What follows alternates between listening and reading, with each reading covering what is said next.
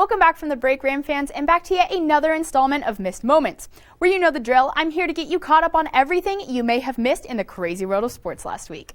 Tonight I have all of my favorite sports on deck, so let's jump right in. Now, you all know that I love baseball, and with the World Series concluding sometime this week, here are two headlines that might have flown over your head. If you didn't already know, Braves pitcher Charlie Morton took a 102-mile-per-hour shot off his right fibula in the second inning of Game 1, and somehow he continued to stay in the game and even threw 16 pitches with a broken leg. And don't worry, Brendan and the rest of you Braves fans, he underwent surgery last Thursday and is expected to be ready to go by spring training. But with Morton out for the rest of the series, Atlanta decided to call up left-handed pitcher Tucker Davidson, who hadn't pitched in a Major League Baseball game in 128 days before starting in Game 5 of the World Series. Davidson posted a .360 ERA in the regular season before sustaining a left forearm injury in June that put him on the 60-day IL and kept him on the bench for the rest of the year. Here's what Davidson had to say about replacing Morton in the rotation. We were just kind of sitting there, and Charlie went down, and we kind of looked around and this is why we're here. This is the reason we had the taxi squad, is for this reason right here. So I stayed up and I kind of had an idea that it might be me. Last night, that rest from being essentially shut down for months definitely showed, with Davidson allowing 4 runs, 2 of which were earned, in what could have been the potential World Series winner for the Braves. And now onto the second MLB headline I have for you tonight. We have a father-son rivalry in the race for a championship. No matter which squad wins, there will be a Snitker in the family taking home a World Series ring. Brian Snitker is the manager of the Braves, while his son Troy Snitker is on the other side as the co-hitting coach for the Astros. Brian spent 15 seasons as a manager for various teams in the Braves farm system before working as Atlanta's third base coach from 2007 to 2016, before finally being given the chance to be the Braves manager in 2017, where he's led the team to 4 consecutive playoff appearances and complete dominance in the NL East, winning the division the last 4 seasons. And moving on to Troy, who is exactly half his father's age at 33, he has followed in his dad's footsteps from a young age, coaching in college before joining a Double-A team in Corpus Christi in 2018. He spent just 1 season there in the minors before moving on to work for Houston. But even with both guys going for the same prize, they are both incredibly supportive and proud of what each other has accomplished. He's just always been so supportive of his guys and especially to me in my career. That I think that's the biggest thing that he's taught me.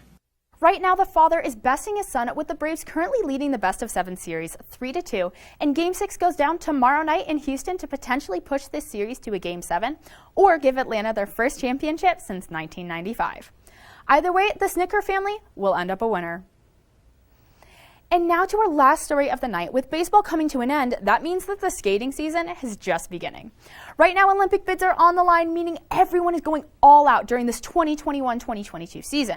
The second Grand Prix of the season, Skate Canada, just finished a couple days ago, and it was a great preview of a potential Olympic podium come February, at least on the women's side.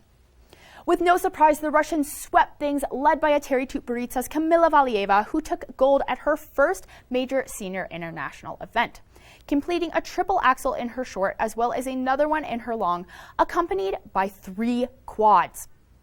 And while Valieva was the only woman to complete a quad in the event, she was one of 6 that attempted a triple axel in the free skate alone. While 6 attempted the jump, only 3 out of the 6 women were able to complete it cleanly: Kamila Valieva and Eliza Tuktamisheva of Russia and Wakabe Higuchi of Japan. And speaking of Tuktamisheva, she ended up securing the silver behind her running mate, continuing to prove that she can still compete amongst that massive pool of young Russian talent. And now looking at the men's event, while it was definitely less exciting than the women's, it did give reigning world champ Nathan Chen a chance to redeem himself after what was a subpar performance for him at Skate America last weekend. I have personally seen Nathan skate better, but he seemed to return to form in Canada, putting up a 106 in the short and a 200 in the long to secure both the highest short program and free skate score of the Grand Prix season so far. And while Nathan's jumps are impressive, I really want to take some time to highlight this incredible footwork sequence from the short program Friday night. Let's take a look.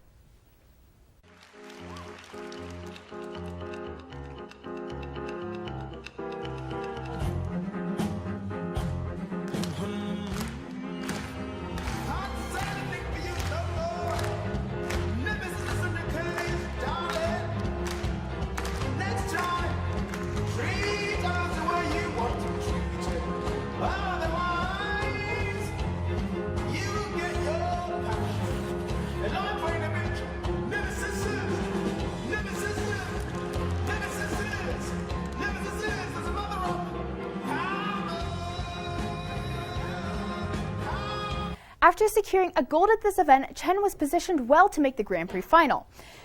But after the disappointing bronze at Skate America, as well as top competitors such as Yuzuru Hanyu not even competing yet, there are no guarantees that we will see Nathan in Osaka later this year for the ISU Grand Prix final, which is disappointing as a skating fan, to say the least.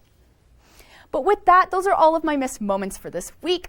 But don't leave just yet, because after we return from the break, hot takes will be flying as we duke it out in Hot or Not. And trust me, you will not want to miss it.